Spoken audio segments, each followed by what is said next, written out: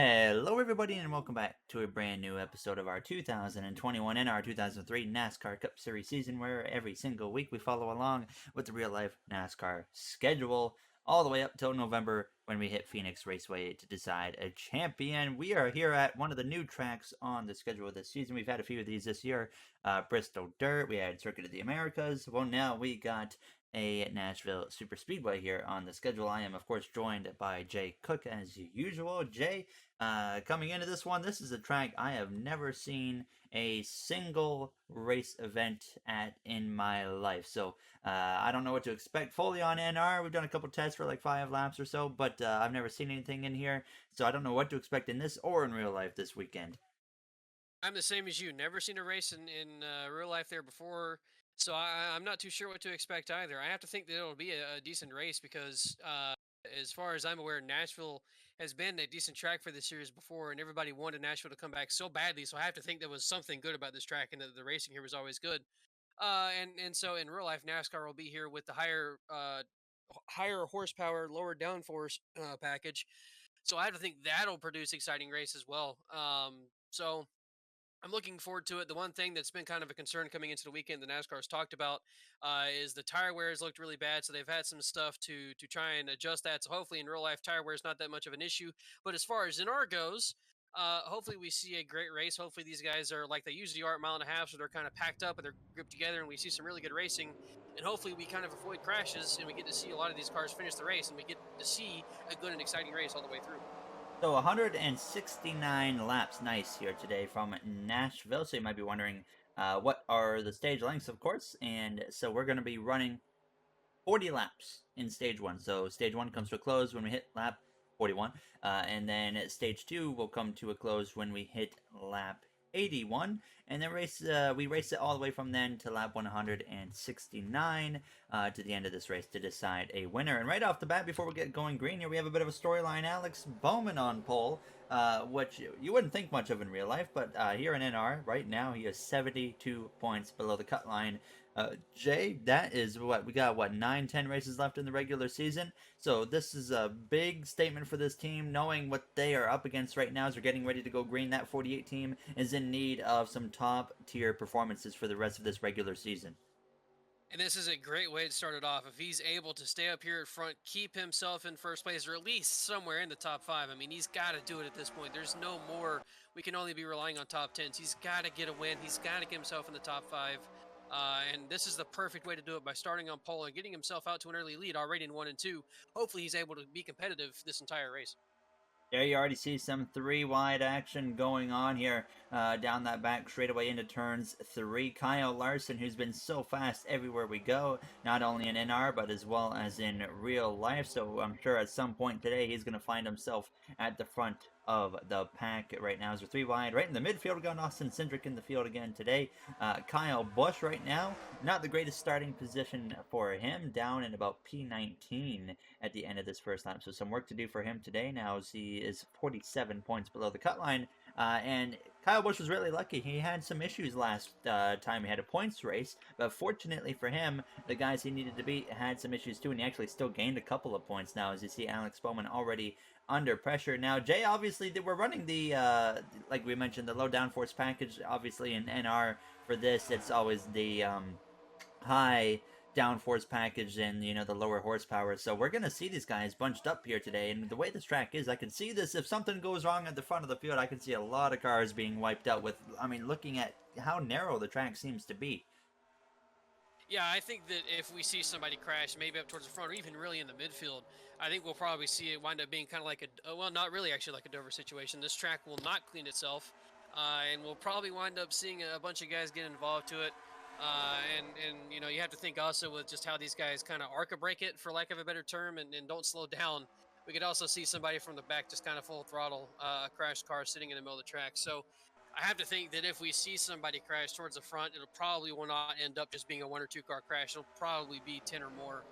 And that's something I hope that we do not see. And if we do see it, hopefully it's not until the end of the race, as they are getting really racy right up here towards the front. Kyle Larson almost started it off there. He's not afraid to get aggressive. I mean, he has nothing to lose. Joey Logano scraped the wall right there on the entrance to turn 1, but Kyle Larson, he has nothing to lose. He can go for it. It also seems like I don't know, but that second line seems to have quite a bit of speed there. Bowman was able to hang on. Larson's making some moves there. Logano's going forwards as well. Martin Truex Jr. running pretty good. We've been seeing an increase in that 19 cars performance over the last few points races. Of course, we had that nice all-star break, a nice reset button, but that 19 team seems like they're starting to pick it up here, Jay. Now, I mean, in Sonoma he was strong, and now here we are in Nashville, running up inside the top 10, doing exactly what he needs to be doing, and most importantly, he's beating the guy he needs to beat of Matt DiBenedetto, who keeps on cycling back and forth between him and Daniel Suarez for that last spot in the playoffs. So right now, Truex doing exactly what he needs to be doing. We're actually kind of seeing a couple of these guys kind of turn it up when they need to. Truex has done it, Kyle Busch has done it, Christopher Bell has done it a little bit, and then so far, at least in this race, this is the first time we've seen Alex Bowman really finally start to show up. So this points battle back here for the last couple spots in the playoffs could get really interesting very quickly here. We've also seen Keselowski go from outside the playoffs and now pretty securely inside of it, but he's definitely not comfortable yet, only 43 points above the cut line. Tyler Reddick has started to slip his way down towards the cut line. He's only 39 above now. I believe he was at 1.50 or 60 points clear of it. So we're starting to see a lot tighter race in the points towards the bottom of this cut line. And I tell you what, Gary, I am absolutely excited for that. I really want there to be a nice points battle coming into the last couple of races here and through this summer stretch.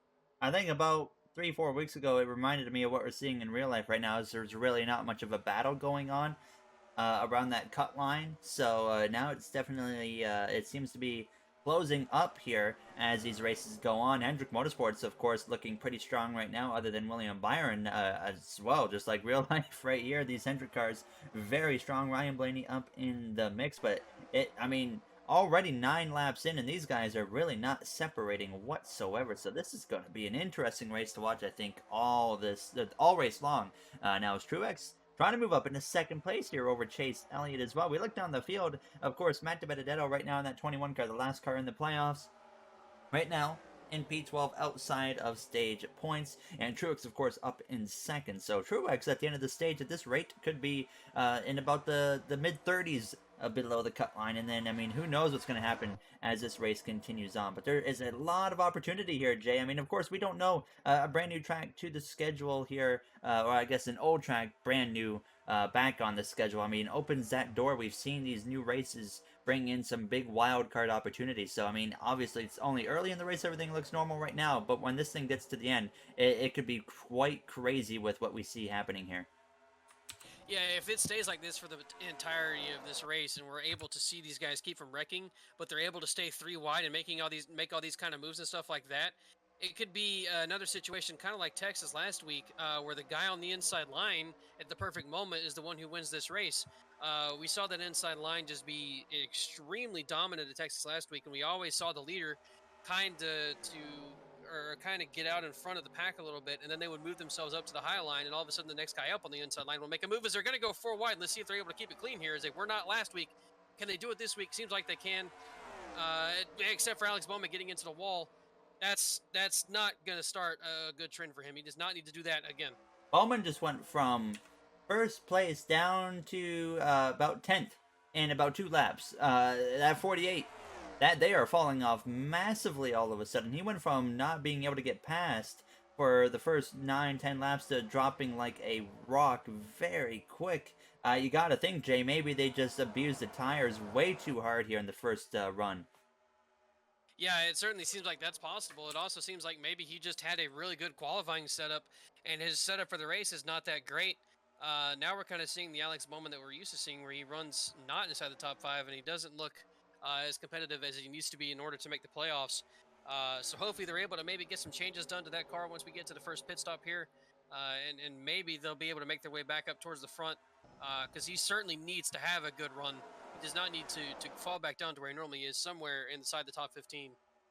Harvick seems to be a little bit off right now as well. I mean, Bowman and Harvick, they started on the front row together. Both of them are starting to fall backwards here as we look a little bit further down the field. So Kyle Busch, he's slowly trying to work his way forwards. Right now, it's very hard to pass. You can tell Daniel Suarez not having the race he needs to be having right now, down in that 20th position. Chris Buescher having a rough race. I'm sure if it gets crazy here, he's going to stay out of trouble and he'll find himself up inside the top 10 before this race does come to a close here from Nashville Super Speedway. So right now, a lot of good racing going on all the way around, but Harvick and Bowman continue to fall down the order. They've now gotten passed by Bubba Wallace, who won at the Coca-Cola 600. Christopher Bell, Matt DiBenedetto have gotten passed as well. They're down to 12th and 13th. So something clearly going on there, but now we're starting to see things cycle out or spread out a little bit now. But right now we see Truex leading the way, Chase Elliott all over the back of him. Jay, I think it's still a surprise. We've seen Elliott be very strong in our series so far. I think it's a bit of a surprise. He still has yet to find victory lane, but he is 110 points above the cut line, so definitely can't be too concerned there in that 9 camp. Yeah, certainly at the moment, you have to think that they are going to be able to make the playoffs if they win or not. So he's looked decent this season. He hasn't been the same Chase Elliott that we expect to see from him. And, you know, he hasn't done what we expected to see where he wins the championship and comes back out and continues on that dominance to where he's looking like the best driver in the series again. He's had a bit of a slump this year, both in NR and in real life, but he's certainly turned it up in real life recently as well. I mean, all of Hendrick have. He's yet to really show that dominant performance yet in NR. But he's still looking good, and I mean, just like in real life, you have to consider Hendrick to be one of the most dominant teams in NR as well. All 4 of those cars have been good this season, and Chase Elliott's actually never mind. No, Bowman doesn't have a win. I was about to say Chase Elliott's the only one's not going to win, but I have to kind of forget about Bowman there for a moment because of how bad he's been performing this season. There you see the look at currently the driver with the fastest lap in the race right now, Eric Jones with a 29.891. And then you got Alfredo as the second fastest lap, Suarez, and then Larson and Truex are your top 5. So right now, interesting to see that, of course, now as we definitely know that 43 just doesn't downright actually have the pace to be winning this race. But right now, Truex doing a really good job commanding the field. And Jay, if I'm a guy like Matt DiBenedetto, I am terrified to see that 19 car being able to open up a bit of a gap here and there on this field. Yeah, but I think there's one thing you like to see if you're DiBenedetto. You like to see who just got into second place, and that's Kyle Larson, the absolute most dominant guy of the season so far. And I mean, you have to think again that Larson's going to be one of the more competitive cars here. You know, give him a moment to get kind of figured out up here, and we might see Larson go for the lead here in a few moments. But Truex also does seem to have a very good car, so even if Truex doesn't win, as long as he stays out of trouble, he's probably going to wind up getting a top 5, and that could spell trouble for DiBenedetto if he winds up not getting the finish he's looking for.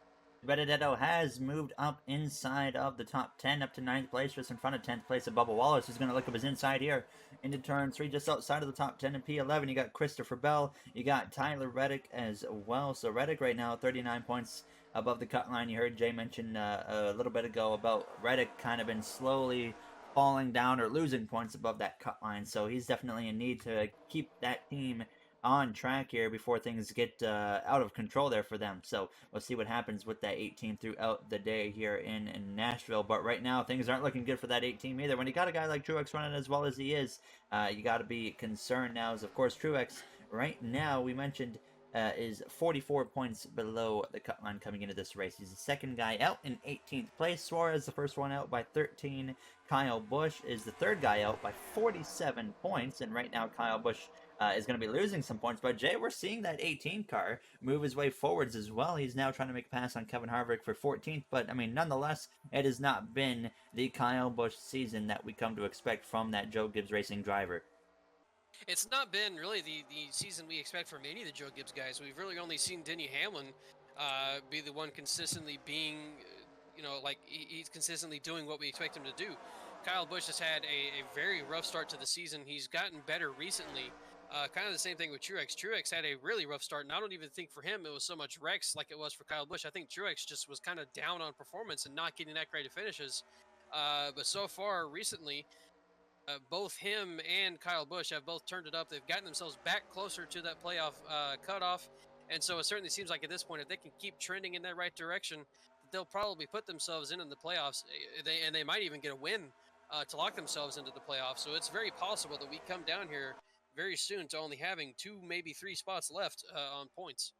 I mean, currently there's only 5 spots available. Buescher and Elliott are the only 2 drivers that are both over 100 points above the cut line, so they should be safe no matter what, unless we end up having somehow 5 more different winners or something like that. Now, as you see, some pressure on Truex from that number 5 of Kyle Larson. Right now, we've got 4 drivers this season that have won 2 races, and that is Kyle Larson, Eric Almirola, Denny Hamlin, as well as Kevin Harvick. You remember back at the very beginning of the season, Harvick won Daytona, and then he won the Daytona Road Course, and then he has not yet gone back to victory lane since then.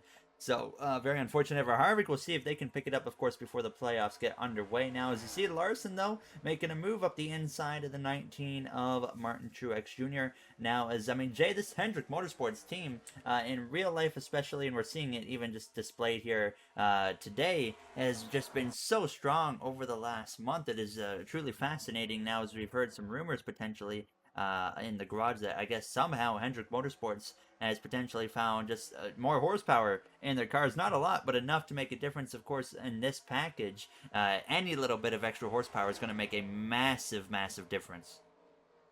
It really will. They'll be able to build up just that little more speed. They'll be able to build up that tiny bit more RPMs than everybody else. So that's going to be, if that is indeed true, that is certainly why they're having the performance they are right now. I mean, you can't take anything away from the 4 drivers they have. Those 4 drivers are very good.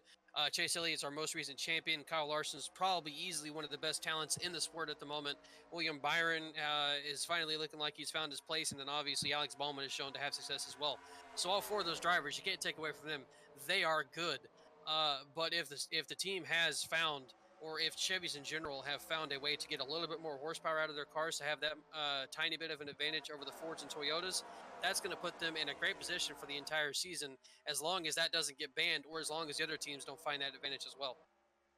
There you see Cole Custer looking up the inside of the 33 of Austin. Cindric in turns 1 and 2. Can't quite make anything happen there. Brad Keselowski having a bit of an off day so far, running down in the 22nd position. He's not fully safe yet, only 43 points above the cut line coming into today. So definitely got to keep an eye on that too of Brad Keselowski here to see what goes on for them. So right now, it seems like it's starting to calm down a little bit here. We're not going to go to a break because by the time we'd come back, there'd only be a few laps left in this first stage. So we're just going to hang out here till the end of this first stage from Nashville Super Speedway. But Truex continuing to just kind of manage over Kyle Larson now, as we're also seeing Kurt Busch start to move his way forwards, the Richmond Raceway winner from earlier this season. Jay, another guy, Kurt Busch, a lot of rumors around him lately. We thought he might have been retiring, and all of a sudden we thought, okay, maybe he's going to an expanded 2311 racing team next season, and then we hear, okay, maybe even might go to Trackhouse, who's expanding as well. But then, just today, we also got some news that GMS is coming into the Cup Series. We'll touch upon that later, probably in Stage 2, but there's a lot of options here for Kurt Busch, potentially, all of a sudden, with what he's been saying, where he could potentially end up next year. Yeah, I don't know where he's going to inevitably wind up going. However, kind of what I do think at this point is it's pretty much guaranteed he will not be at Chip Ganassi next season. He's been kind of teasing his retirement ever since the beginning of the season, and I kind of think that was just Chip Ganassi saying that they weren't going to re-sign him or take him back for next season. So he was just kind of planning to retire, and then all of a sudden, now there are all these other things that are starting to come to him, like a potential an extra car for Trackhouse and 23XI. Now maybe a ride with GMS as well. So highly possible that he was planning to retire, and now all of a sudden these cars have opened up, and he's looking at trying to sign with one of those teams. I don't know where he's going to wind up, but I do think we will see Kurt Busch back next year, and hopefully we will see him back next year because he is a great driver, and he's become a fantastic guy recently. So certainly hope to see Kurt Busch around the sport for a couple more years. Do you think it'd be smart for him to go maybe with the Toyota pipeline and go with 2311 if they do sure enough expand? Of course, we know how strong Toyota is, so I think that could be a very good option. But at the same time, with the next gen car, we don't know, of course, what manufacturer is going to be the best off. But I mean, right now, of course, we know Toyota's always strong. But then again, Chevy's been really strong over the last month. So honestly, I think it's a really tough choice to be Kurt Busch right now. I think it's an extremely tough choice, honestly, because I mean, both of those teams have had kind of the same performance this season. I think 23XI is a little bit underperformed what we expected, and the Trackhouse has certainly overperformed what everybody expected. So that's kind of put them both kind of in the same realm of just kind of being mediocre, for lack of a better term. And so looking into next season, really we don't know how any team is going to be. A team that's really good now, like Hendrick, could be bad next season because they didn't get the car right or whatever. They're starting off bad with the new car. So it's kind of just a risk to go to any team, honestly, or even stay with your own team. Uh, Going into next season, we don't know. There's so many unknown factors going into it. But yeah, I mean, the one big thing you mentioned is how much money Toyota pours into the NASCAR program, how much they seem to care about their program. And they really do try and take care of their teams and really make them the most competitive they can be. So if there's anything that if I'm going to switch to a new team, I might be looking at a new Toyota team and a second car for 23XI owned by Michael Jordan and Denny Hamlin. I mean, Toyota's not going to ignore that. They're going to want to make that car good. So I think if I'm Kurt Busch, that's probably the one I go with, but I don't know if that'll be the team he winds up going to. And a lot of unknowns, like you mentioned there, going into next year. I guess it's a scary but exciting thing is you don't know what team's going to be where when it comes to stacking up against the competition. And that's not just a thing in NASCAR, as you see Kyle Larson making a move up the inside of Martin Truex Jr., but that's also going to be a thing in Formula One with their new car. We don't know where those teams are going to stack up. Mercedes might not be the top team anymore. I mean, even right now, they're not, I guess, exactly the top team as they're kind of under attack from Red Bull all of a sudden. So it's going to be interesting motorsports all around. I know V8 supercars are, I guess, bringing in a new car as well. I think, Jay, you mentioned IndyCar might be even doing a new car or something. I can't remember if... Yeah, IndyCar has got they've got their new chassis coming out it's Okay. either next year or 2023, and then IMSA also has that World Endurance stuff coming in either next year or 2023 as well. So the world of motorsports has some changes coming to it, and I honestly think across the board it's all for the good, and I'm very excited for series everywhere. Like I mentioned before, if you're maybe just brand new to motorsports or looking to get into other types of motorsports, I think next year is like the perfect year to do that with all these new cars coming. And of course, it's I think 2022 is the year to get into motorsports if you haven't yet before and are thinking about it now. As Truex, though, approaching the final couple laps of this first stage, continues to lead the way. He's gotten the lead and he's held it on or held on to it ever since then. Now, as Kyle Larson tries to put some pressure on, he's been able to have a couple looks up the inside. But honestly, I think Jay, here with 2 laps to go, I think if Larson wants to complete this pass on Martin Truex Jr. as he looks up the inside again, I think he's going to have to try and find a way to maybe get to his outside.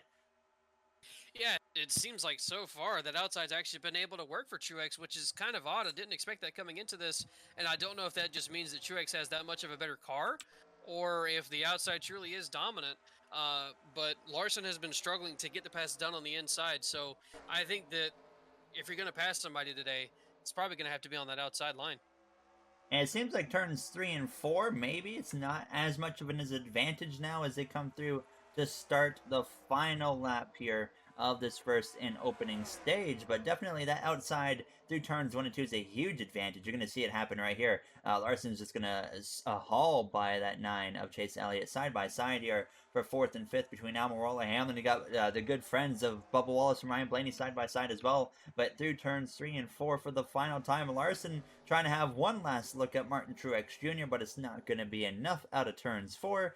Martin Truex Jr. wins stage 1 here from Nashville Super Speedway over second place of Kyle Larson. Chase Elliott up here. A lot of these guys that are really up there in points right now having a good day. Kyle Larson, Eric Almirola, Denny Hamlin as well. Just about the guys you expect to be seeing running well. But rounding out the top 10 is at 22 of Joey Logano. So coming into the pit lane, sometimes we have some sketchy moments on the pit lane. I haven't even tested pit lane here, so I'm a little bit concerned to see what happens here in a couple of moments' time. But Jay, that 19 of Martin Truex Jr. looking very good, and DiBenedetto, he got 2 points, but still coming into this 3 or 13 points or whatever above the cut line. He just lost 8 of them right there to Martin Truex Jr. So, I mean, they definitely, that 21's got to be looking at maybe making some adjustments here and having a good pit stop, get some track position, and get their car in good shape for stage 2. Yeah, I have to think that DiBenedetto is a little bit scared right now with how good Truex's car looked. But if you're DiBenedetto, you can't worry about Truex's race. You have to worry about your own. You have to make sure that you adjust the car to what DiBenedetto needs and make sure you get that car better so that you can have your own race. And then when the race is over, you can look at it and go, okay, did we lose or did we gain points? And you have to worry about it after the race. You can't worry about it during because if you do, you'll wind up making a mistake or doing something wrong. So he has to focus on his own race, and that's how he's going to improve. He can't focus on what Truex is doing. But to go back to the stage results there, how about Bubba Wallace charging up to, I think, 6th place? I couldn't tell because Correct. the board was extremely fuzzy, but he charged through the field. I'm pretty sure he started way outside the top 10 and was able to get himself up to 6th place. So I think that he so far looks like he has a very good car. And he just picked up his first career win with 2311 a few weeks ago at the Coca-Cola 600. Joey Logano, by the way, definitely the loser here on the pit stop. Bowman and Harvick as well. Both of them, surprisingly, are going to lose. Oh, a bit of a close moment there. Bowman, I don't know what's going on. They might be taking some extra time to work on that car because he is just now coming out in about 39th place. So a terrible pit stop for them. And of course, Jay, I mean, in the position they're in, that they're gonna have to spend all of stage two trying to work their way forwards. And I mean, now I mean they've pretty much put themselves already in a rough spot for the rest of this race, and can consider this maybe another a week of just throwing something away. We saw Bowman kind of slap the wall there as he was starting to fall down through the field. So that's probably what they were taking the time to do, is fix that damage. And unfortunately for them, that put them in a terrible spot track position wise. He should be able to gain some of those spots back, but that's going to put him at a major disadvantage going into the second stage. And I don't think he's going to be able to get stage points because of it, which is something he needs to be doing right now. He has to get some kind of stage points in every single stage we have for the rest of the regular season. He cannot be making mistakes like that and putting himself in a position where now he's in 39th place and going to have to pass a ton of cars to get a good finish. We'll see what Bowman can do in stage two. Really quick, we're gonna go for a quick break. Come back and bring you guys to the start of the second stage here from Nashville Super Speedway. Welcome back here from Nashville Super Speedway, now on that 44 of 169. Stage 2 will come to a close when we hit lap 81, and then we'll race it all the way to 169 from there to decide the race winner. Now, Martin Truex Jr. Got to the lead, didn't look back after that. Now, he was under a lot of pressure here and there from Kyle Larson specifically. Jay mentioned before it went to break, that 23 of Bubba Wallace, he's been looking like the guy that's been able to move his way through the field pretty well, and now he is up into 5th place. He was 6th place at the end of the stage, gained a spot there on the pit lane. So now getting ready to go back green. Jay, every time we have a very clean stage one, I think that's the cleanest stage one in most calm stage one we've had. I mean, there was a lot of 3-wide racing, but nonetheless, no one went a lap down, no one DNF, so that always scares us a lot when we get ready to go green for a second stage in this series. Yeah, hopefully we're not going to enter that period again where we had 3 or 4 straight weeks of very clean stage one, and then stage two throughout the rest of the race was just absolute chaos. Excuse me. I hope that we're not going to have that pattern happen again, but I think we're kind of lined up for it to happen again, honestly. I have to agree with you there that it seems like every time we have a very clean stage one, stage two turns into absolute chaos. So hopefully that doesn't happen this time around, and we're able to keep these guys clean, and we're able to keep some cars on track and have a good race. So far, so good. Now it's going to take these guys a couple laps to really get going because they do start or restart single file. So I'm sure within a couple of laps they're going to be all over each other. Kyle Busch is starting to move his way forwards. Did not get stage points in stage one. He's basically spent all of the stage just trying to move forwards. But here he is now, slowly crawling into the mix as well. And if he could beat Matt DiBenedetto today, that would be a big deal for him. Now, Alex Bowman, of course, we're going to be paying attention to him here in stage two to see if he can work his way through traffic well. Right now, of course, gaining a couple positions, not a whole lot here. As you look at Kevin Harvick, another guy with a slow pit stop, he's got to get a move on it pretty quick now as well if he wants to get up towards the stage points before the stage two comes to a close. Hamlin all the way up to the wall, just about right there as it came through out of turns 4. Kyle Busch, though, definitely making up some ground here as we get the second stage underway. And now Bubba Wallace kind of falling down a little bit here as he's under attack from Ryan Blaney as well as Matt DiBenedetto. And Blaney, sure enough, is going to complete that pass on the exit of turns 2. But right now, Jay, I mean, we're seeing quite a bit of strength from that 18 here to start the stage, so it looks like they definitely got that car tuned up pretty well. But more importantly, we got a battle for the lead going on now, as it looks like maybe even Jay, the 5 car's gotten some even better adjustments in there. That's what we've come to expect from Kyle Larson this season. That stage one was a bit odd for him to not be the dominant guy of the stage. So I have to think here that maybe they got some adjustments done, and now that he's out front, we saw it was kind of hard to pass. Once again, track position kind of became the king there in stage one.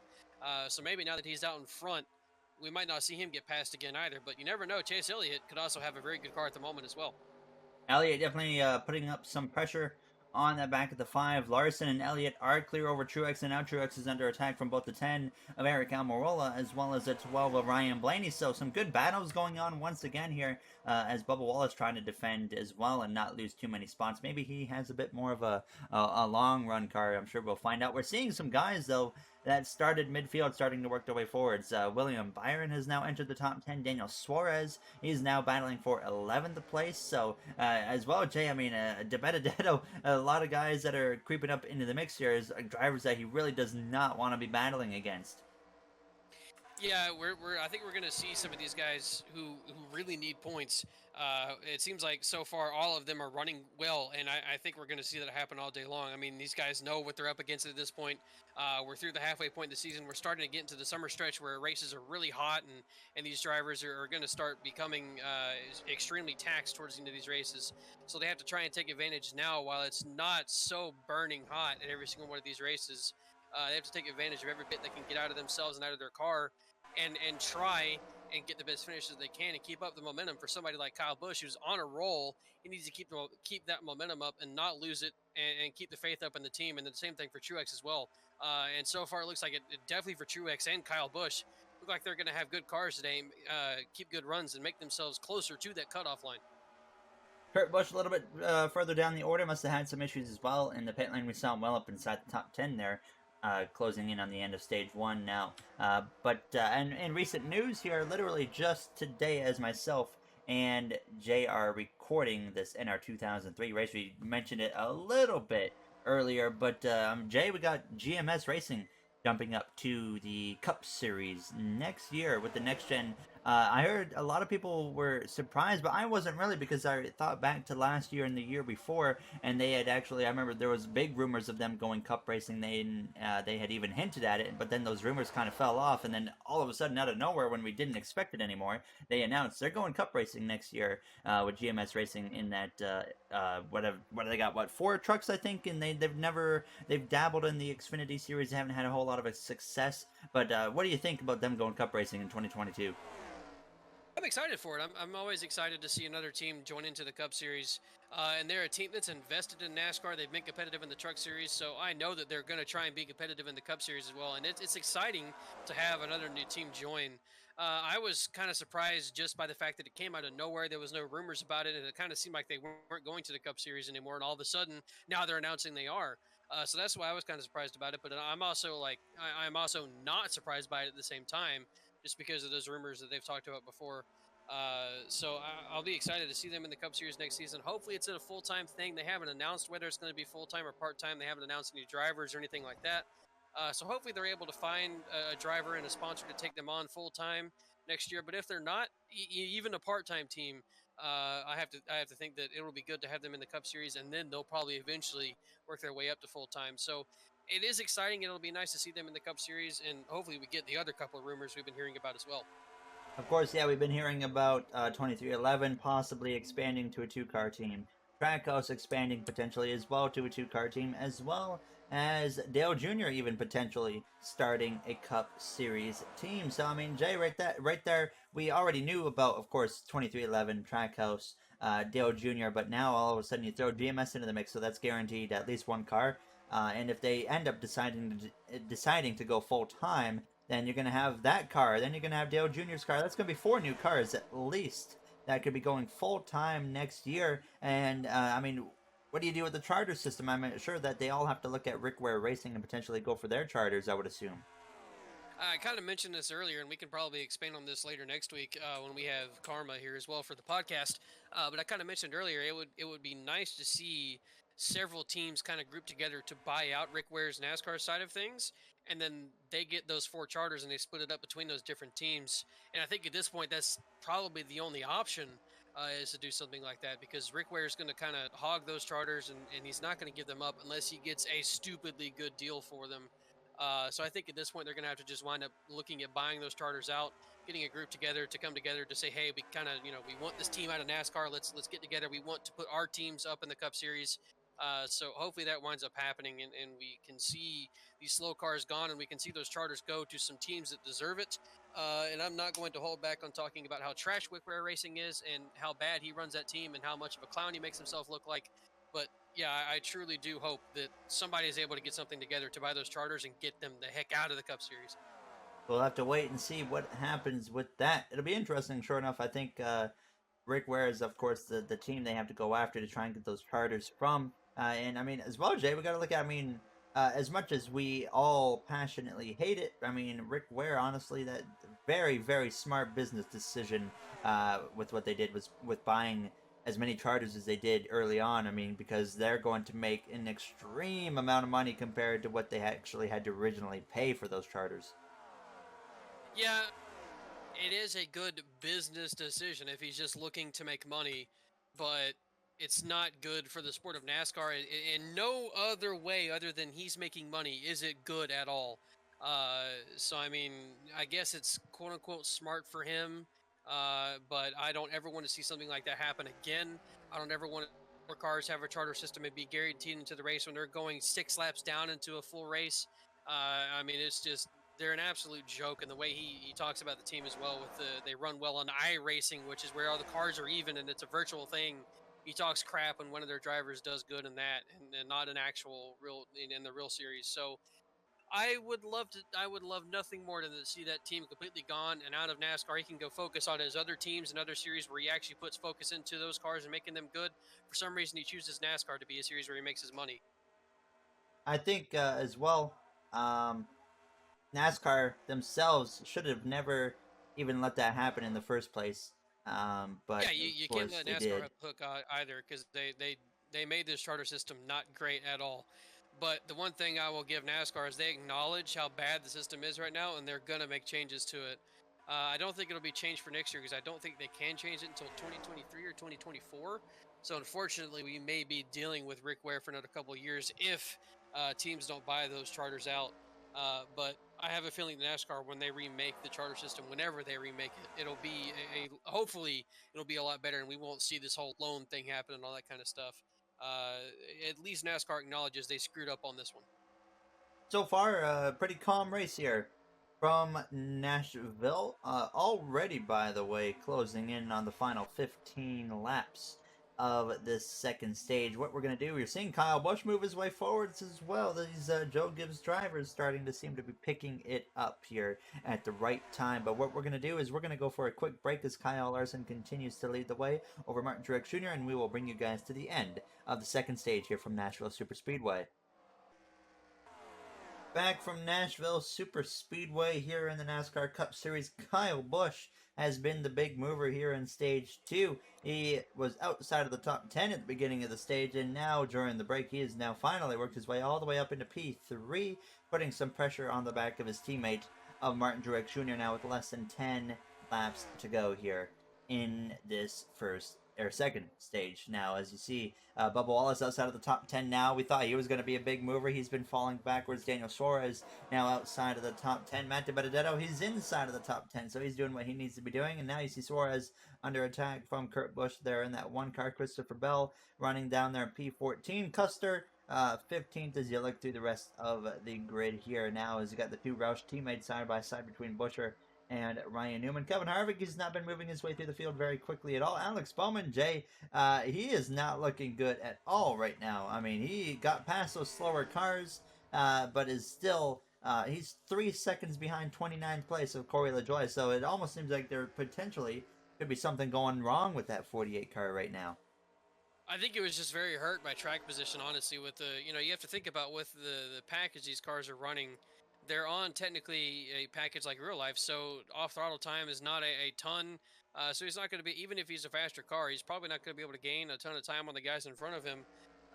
So I think it's just honestly a track position thing at the moment. We'll probably be able to see him gain spots once again once they get the stage caution here. But yeah, he's certainly been mired back by that pit stop, and he's definitely going to probably or he's definitely not going to get the finish that he was looking for. And once again, lose more points to the guys at the cutoff line.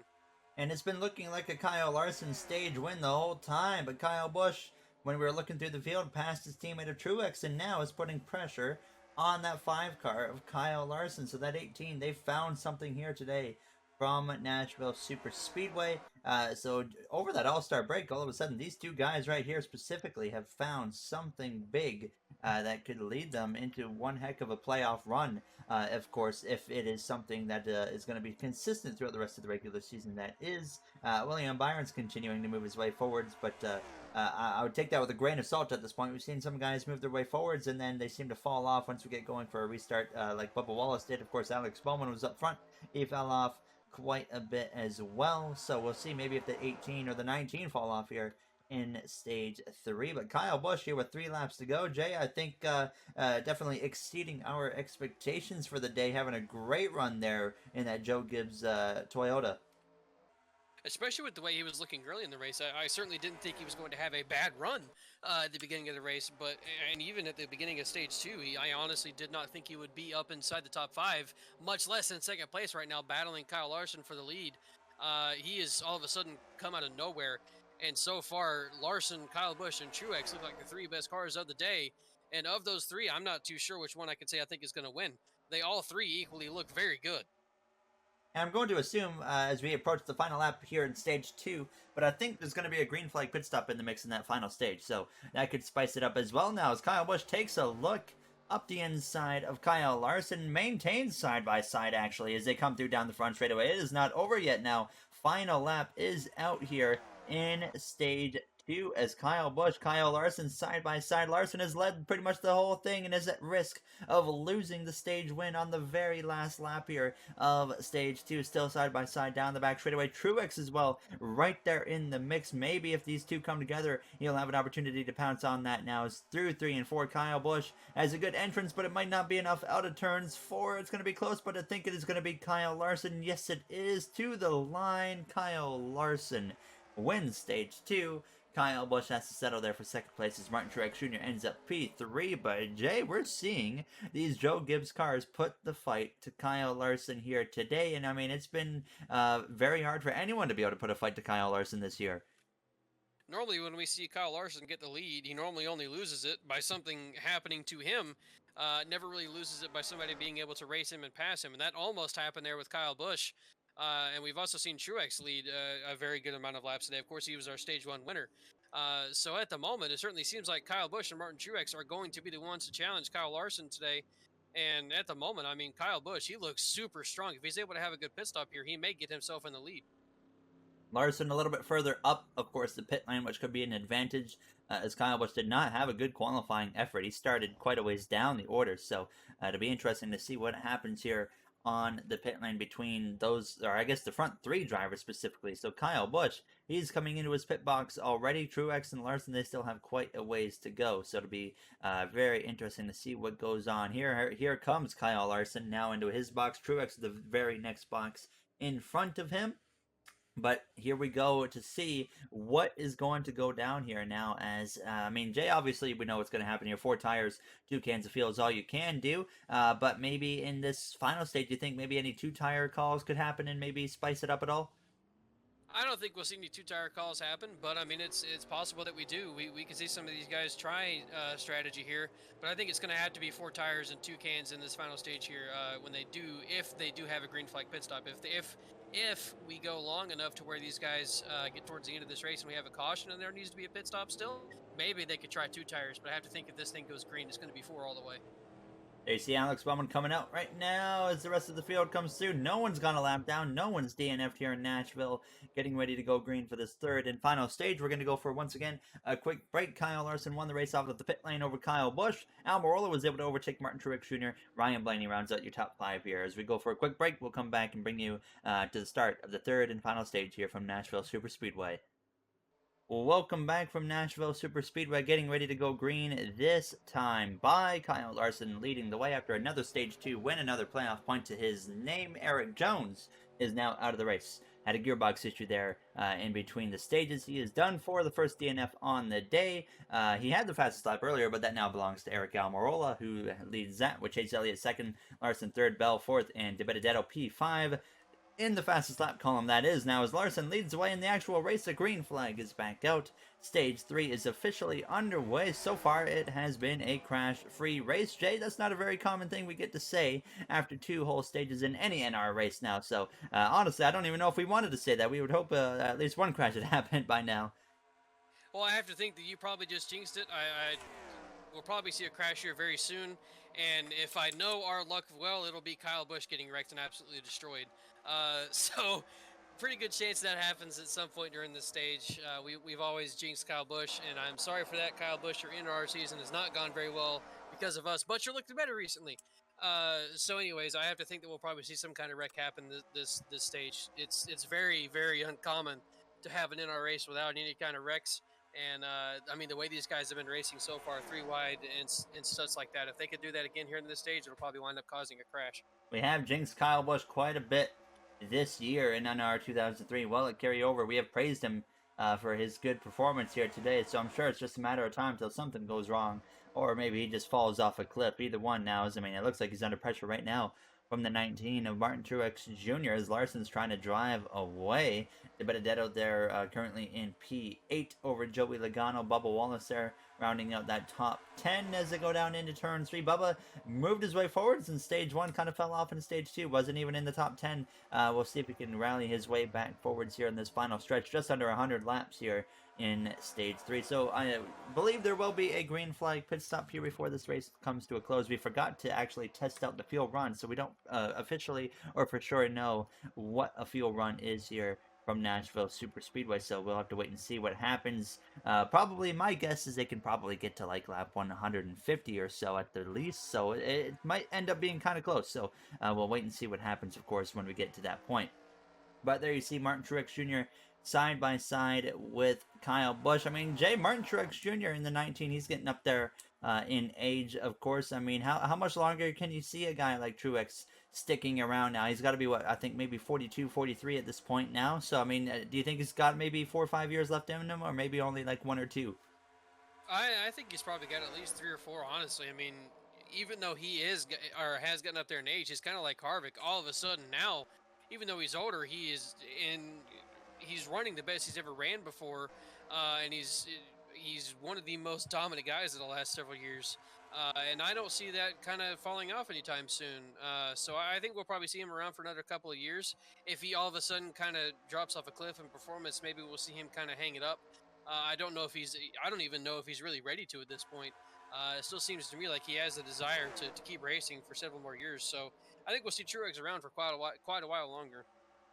There you see there's some 3 wide action for a brief moment there. Harvick working his way forwards. Now, I mean, another guy that we talk about retirement, Jay, Kevin Harvick, he as well, I mean, having a rough season right now, been leading Stuart Haas Racing, of course, but still has been definitely an off season so far for him. I mean, you got to look at him. I mean, right now, going into next gen, of course, if they maybe don't get off to a good start, you could maybe see him call it a career maybe within a year or 2.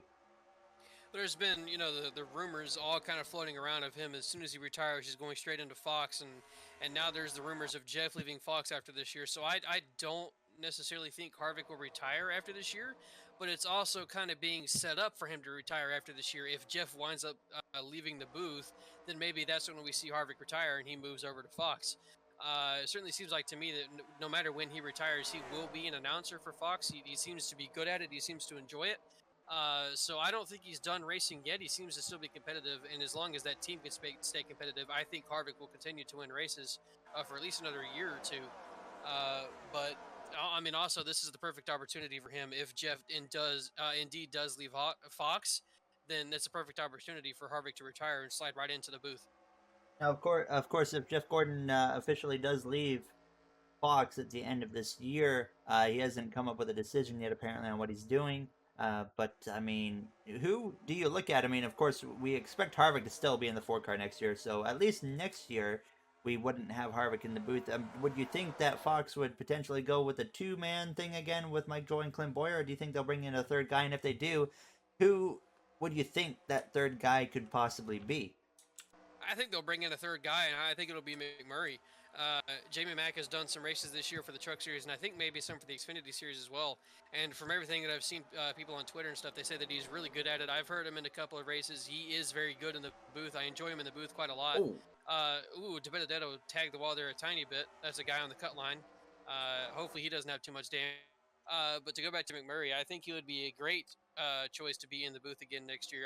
Obviously, my personal favorite would be to have Larry Mack back in the booth again, but I don't think it's a Fox thing at this point. I'm pretty sure he has said before that he doesn't want to travel to the racetracks anymore, so he'll be still kind of in his studio thing where he just comes in every now and then.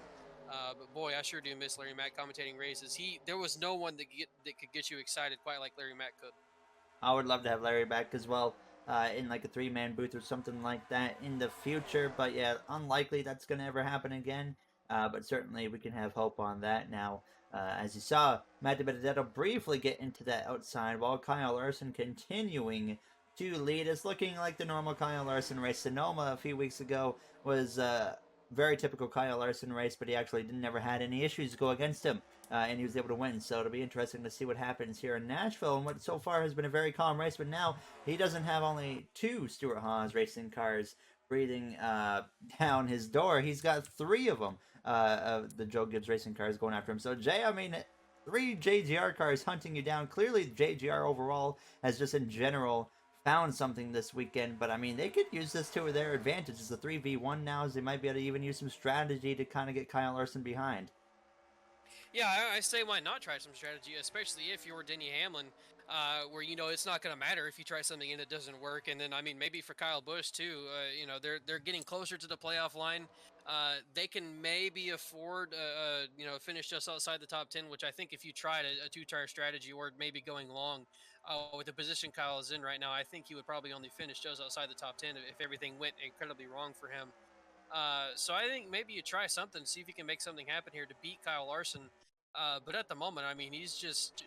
It seems like it's going to be a 1, 2, 3, 4 of some kind of combination of Kyle Larson, Martin Truex, Kyle Busch, and Denny Hamlin. They all have been very strong today, and I just don't see how we see Kyle Busch or Martin Truex fall outside the top 5. As I say that, I believe Kyle Busch is falling outside the top 5. He's certainly under attack right there. You got Logano and Almirola breathing down his neck as they go into 3 and 4. But now they'd actually might go 3 wide here out of turns 4. No, they're going to keep it going. Oh, no, they are 3 wide. Kyle Busch, Logano, and Almirola. We're seeing a little bit more 3 wide here in this third stage than we ever did in stage 2. Coming up on lap 100, it'll be 70 laps to go this time by. But you see, yeah, Busch definitely falling down the order a little bit. But now, you know what better time than now to get the amped segment going here for this week's Nashville race. So we're going to get amped real quick and see if Kyle Larson can hold on to the lead over Martin Truex Jr.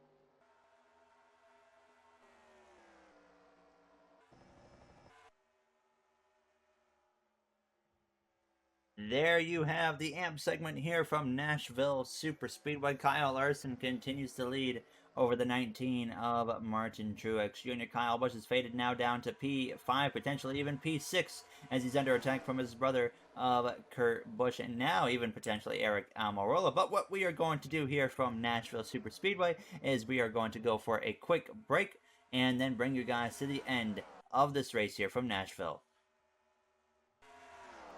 Welcome back from Nashville Super Speedway, now on lap 121 of 169, and you missed absolutely nothing other than this now developing of Joey Logano, who's worked his way up into second place, and now he is putting some pressure on the race leader of Kyle Larson. So, Jay, definitely I don't think any of us expected Logano to come out of nowhere and pass all the Gibbs cars, and now all of a sudden start pressuring that number 5. I didn't really expect anyone to pass Kyle Larson, honestly. It seems like he's had just good enough speed to keep himself out front. But Logano got up here and immediately started challenging at him. And I mean, at the moment, it seems like he's got a little bit better car than he does. So I don't know if he's going to be able to get past him because of clean air or track position or whatever that's affecting these guys not being able to pass that much. But it certainly seems like Logano is going to try, and I hope he is able to make a pass happen because Kyle Larson, well, he's just been absolutely dominating everything.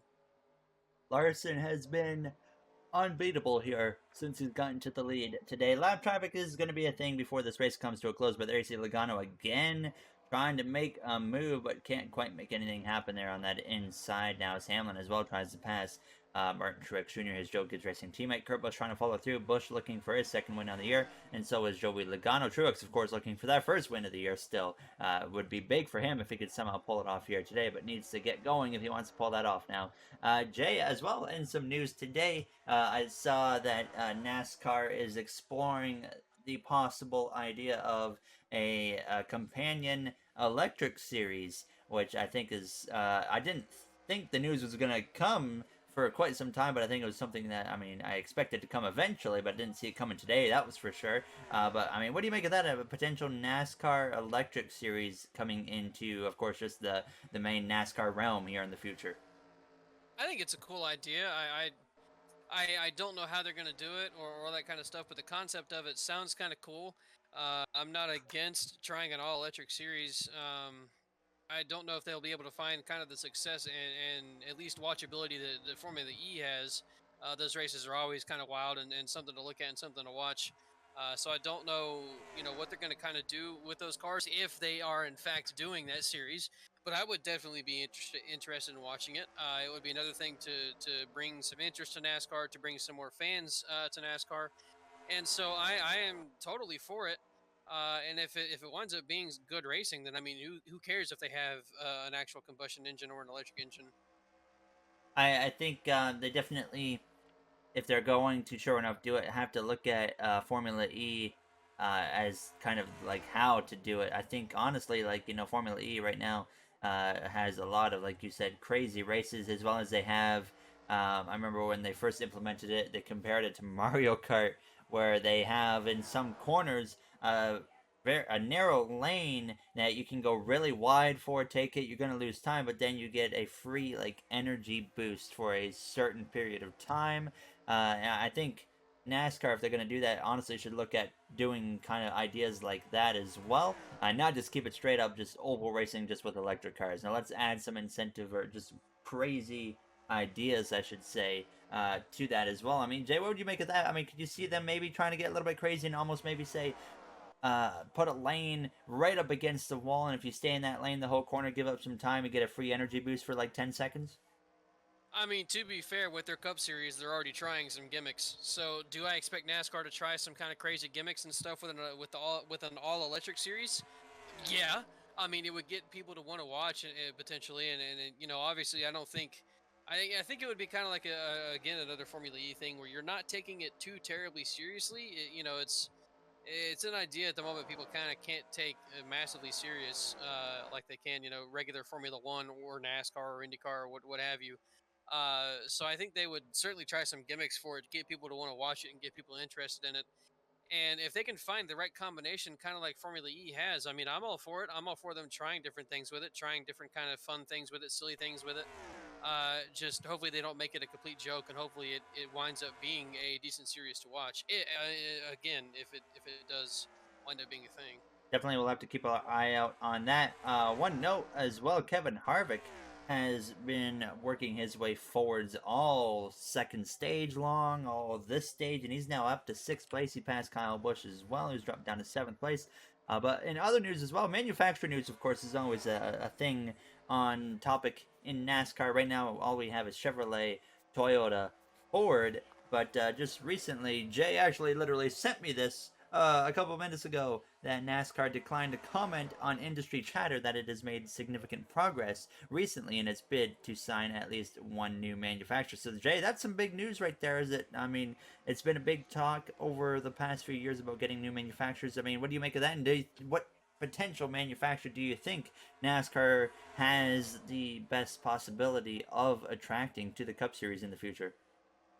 There's a lot of series that I think that they could be tracking back, and one of them, unfortunately, I don't think is Dodge. I don't think Dodge has really any interest in coming back to the sport, unfortunately. But I think there's been some interest a little bit from Honda. There's been some from I think it was one of the BMW groups. Uh, there's been some interest in what was it, Nissan? I think it was mentioned there a year or two ago. So I think there's several different manufacturers that are interested in coming to the sport.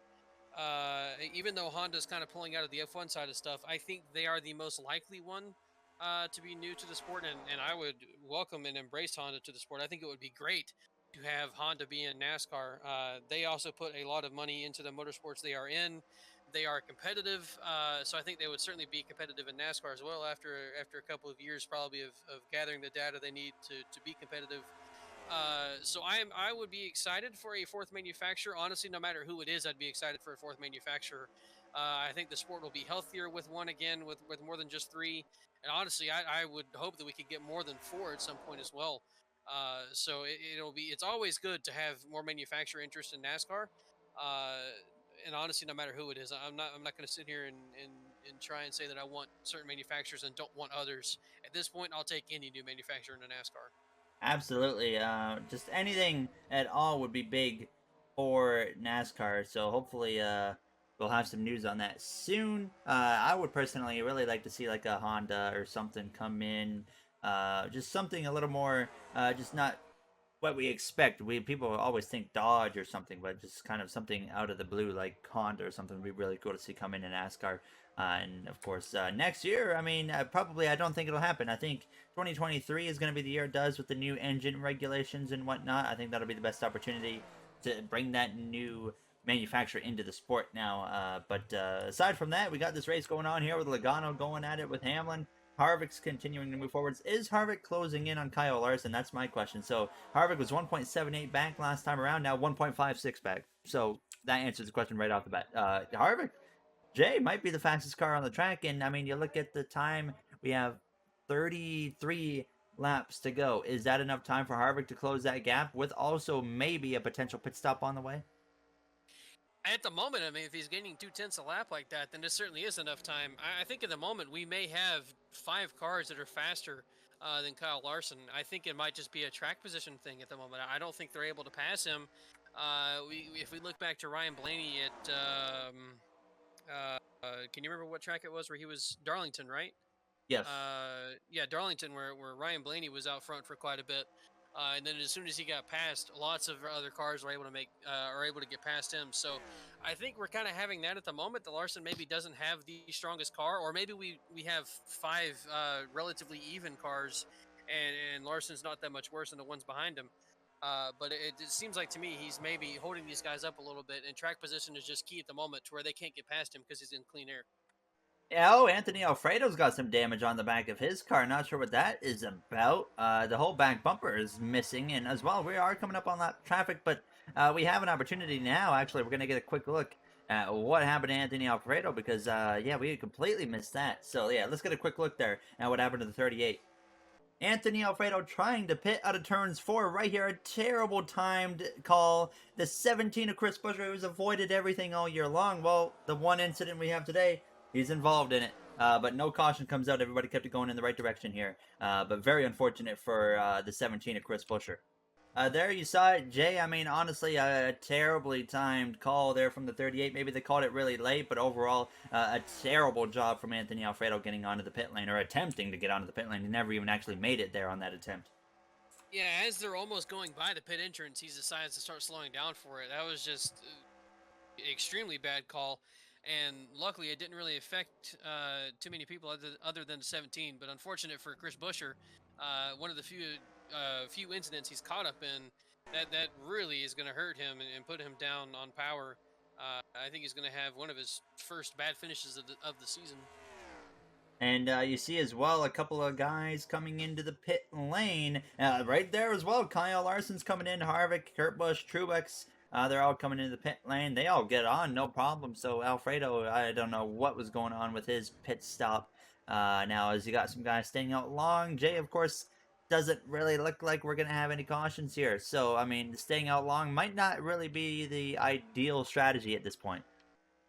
Yeah, I don't think these guys should be trying it. You know, they now that they've seen the leaders hit pit road, I think they have to immediately pit themselves. If they try and stay out long, they're just going to be hurting themselves. But the fact that pretty much all of that group of leaders came in together shows me that we're not really going to have anybody on a tire advantage. So this is really going to be all it comes down to getting your good final pit stop and then making those adjustments that you need, if you need any adjustments at all. So this will be the time that we can see if Kyle Larson is going to get beat or not. Kurt Busch is going to be second. Larson first. Harvick's going to leapfrog some guys. Go up to P3 after that. So some big gains for a guy like Kevin Harvick now, as we're going to see what he can do.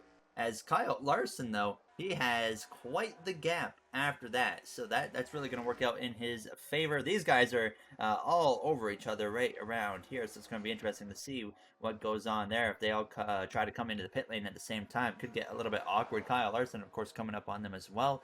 So Kurt Busch, second. Harvick will be third, now under attack from Joey Logano as well, so we'll have to wait and see what goes on there. Kyle Busch is a little bit further down the order, but Harvick really needs to make sure he's in front of that 22 of Joey Logano. We know how fast that Ford car is, but Jay, one thing I'm noticing in this race, and I've noticed I've noticed it more in this race than I've noticed it in any other races, there's a lot more instances of cars that are strong, but they kind of have some fall offs. We've seen it with the 18. We saw it, of course, with the 48 and the 4 at one point. He's worked his way back, but we're seeing a lot of guys who show some speed but then fall off, and we haven't really seen that a lot this season.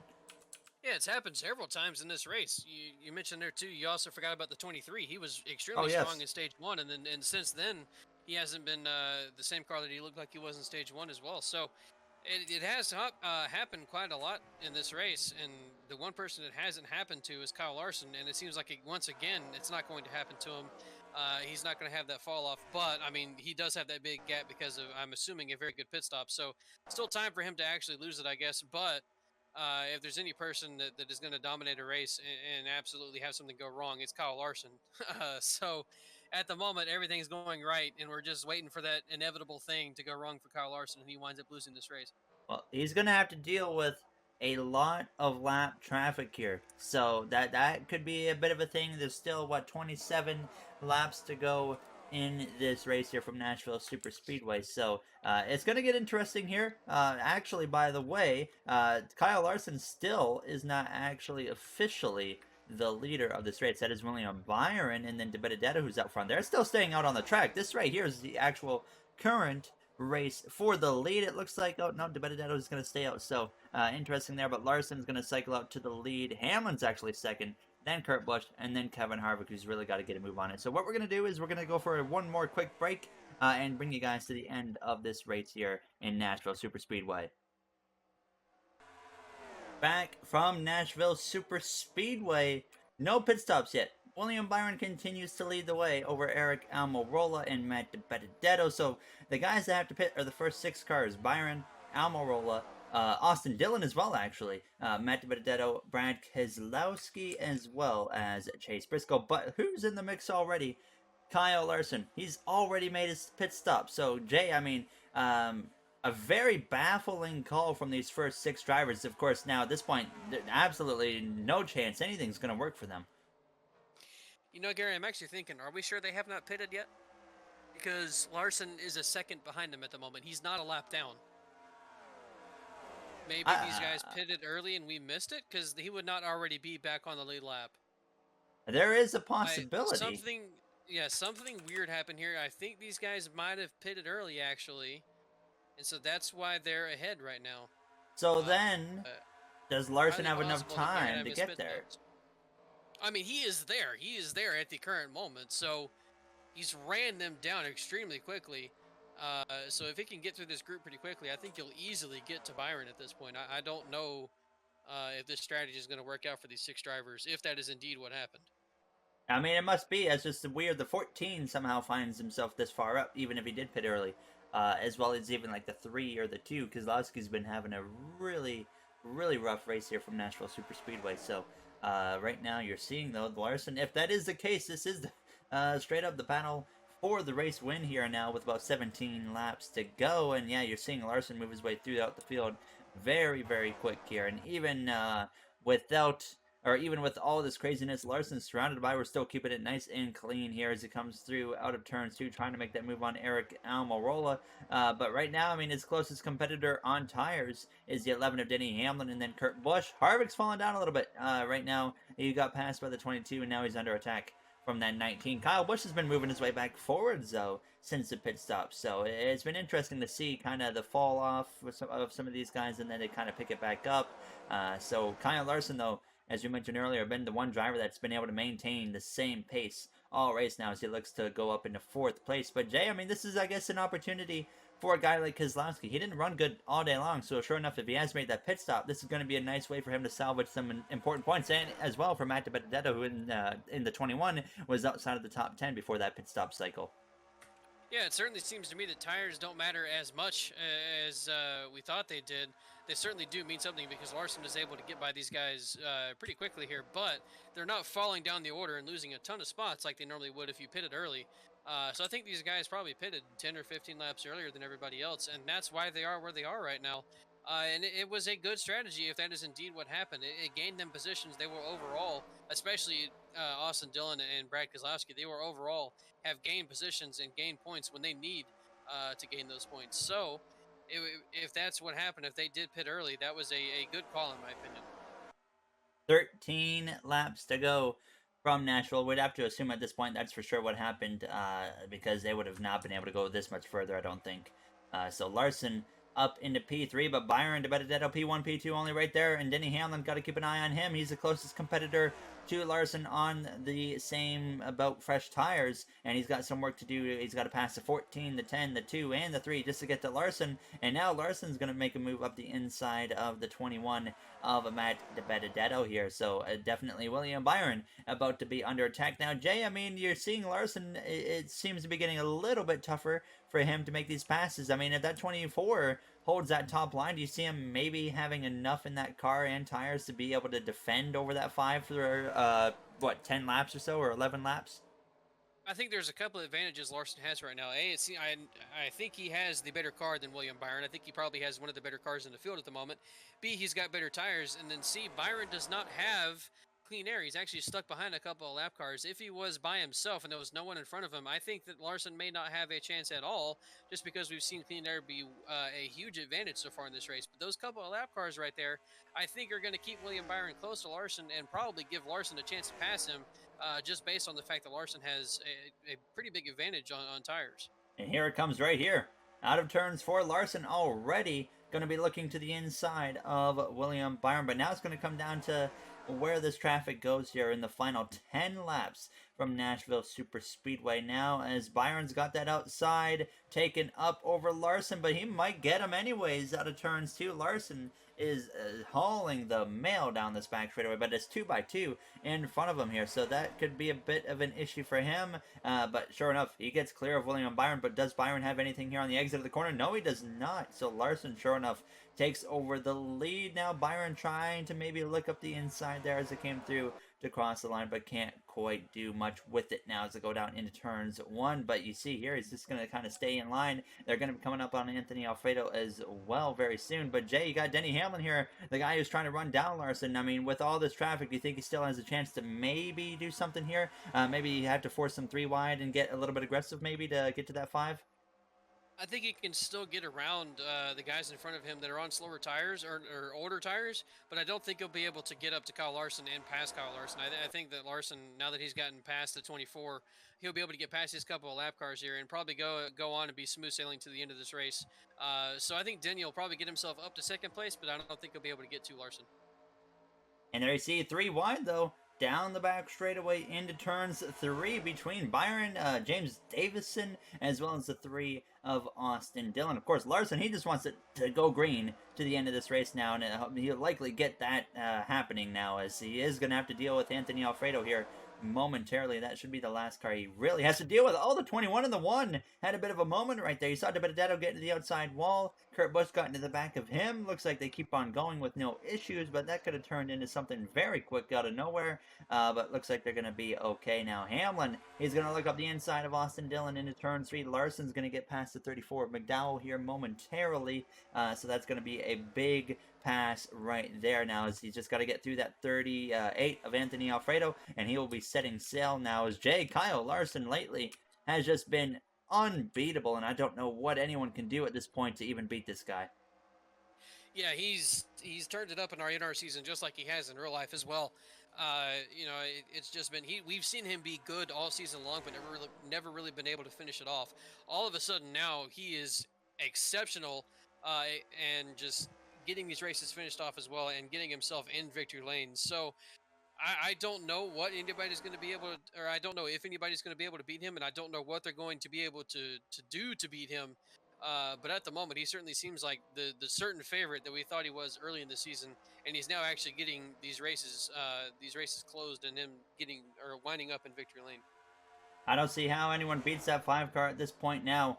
Closing in the final 4 laps of this race here from Nashville Superspeedway. 3 wide back here once again for a brief moment there. Almirola nearly into the outside wall, but Larson's got a couple cars in between him and second place, which belongs to William Byron, but might belong to Denny Hamlin here in just a couple of moments now, as Alfredo's going to probably get in the way of that 24, so that's going to be a nice gift right there for Denny Hamlin. Sure enough, that is exactly what is going to happen now as it go down into turns 3. But Alfredo's going to actually drop down in front of that 11 there, and that's just an absolute gift to Kyle Larson, who stretches out this gap here with 3 laps to go from Nashville Superspeedway. So caution comes out at this point. The race will come to a close. So nothing, it doesn't matter what happens. What next flag ends the race at this point here, as Hamlin gets in front of Alfredo. Honestly, Jay, I think that 11 has speed to contend with the 5. It just comes down to traffic at the end of this thing being in his way. I think you might have the speed to get to him, but again, I just don't know how you get past Kyle Larson, especially when he has clean air. We've seen so many drivers try it so far today, and it's just not possible. It hasn't been possible at all. So I think that Hamlin will be able to maybe get to him here, but once again, I don't see him being able to pass Larson. And there is Hamlin, and he's got to deal with the 34 of McDowell not giving a bit of a break at all as they come through out of turns 2 down the back straightaway. So white flag will be out this time by for Kyle Larson, as Hamlin desperately tries to pass that 34 through turns 3 and 4. But McDowell is going to be doing Michael McDowell things and not give you a break whatsoever here as they go down the front straightaway. White flag in the air for Kyle Larson, trying to go back-to-back wins here in Nashville Superspeedway after winning most recently at Sonoma Raceway. And you see that 34, man, no chill at all from Michael McDowell here, as Larson, though, leads the way down the SPAC straightaway into turns 3, just about here, into turns 3 and 4 for the final time. He won earlier this season at Martinsville Speedway. So many things have gone wrong recently, or throughout the whole year for Kyle Larson, but now back-to-back races, nothing goes wrong. Kyle Larson comes through to win his 3rd race of the season from Nashville now, as that will put him atop the playoff grid with the most wins of anybody this season. And Jay, it continues to look right on par with his current real-life season now, as definitely I think NR has gotten Larson just about perfect here compared to real life. Yeah, he certainly is the guy to beat, I think, in real life and in NR at this point. I mean, the guy is just, especially in this season, has absolutely dominated everything. It seems like he's worlds above the others at this point. So I don't know how Larson is going to be beat, but I certainly hope that the him and the guys behind him gets a little bit closer as the season goes on, because you certainly want to see a good title fight all the way into the last race, and you certainly want to see all 4 guys who make the championship 4. You want to see all of them be able to have a chance to win the championship and then not just be Kyle Larson the whole time. So, of course, coming up next week, I mean, Jay, I think it's the one that we are looking forward to the most. Pocono doubleheader. By the most, you mean the absolute least, right? Yes, pretty much. Because my goodness, that's going to be a pain. Uh, 2 races at Pocono at once. I mean, at least we're getting them out of the way. But goodness gracious, why did we still go to Pocono twice? There you see the finishing order on your screen. A couple notables there. Truex faded to 14th by the end of the race, and DiBenedetto ended up gaining some points over him as well. Bubba Wallace down to 20th place. Kyle Busch still had a Kyle Busch. solid run, but faded. I can't even see him. Oh, 12th. Yeah, he was inside the top 10 starting the final lap and fell down to 12th. So something happened there where he lost a couple of spots. Unfortunate for him. Busher retired from, I'm sure, that contact with Anthony Alfredo. Very unfortunate for him. Bowman, 24th. Bell down there in P27. Of course, at the end of this episode, I'll have the points up on the screen for you guys. But as always, if you guys enjoyed, of course, you know what to do. We would like to thank you all for taking the time out of your day to watch this episode and other ones on the channel. Next week, we'll have on Saturday the first Pocono doubleheader race, and of course the day after on Sunday we'll have the second one up. So thank you once again for watching, and we will see you guys next week from Pocono. Have a great day, everybody.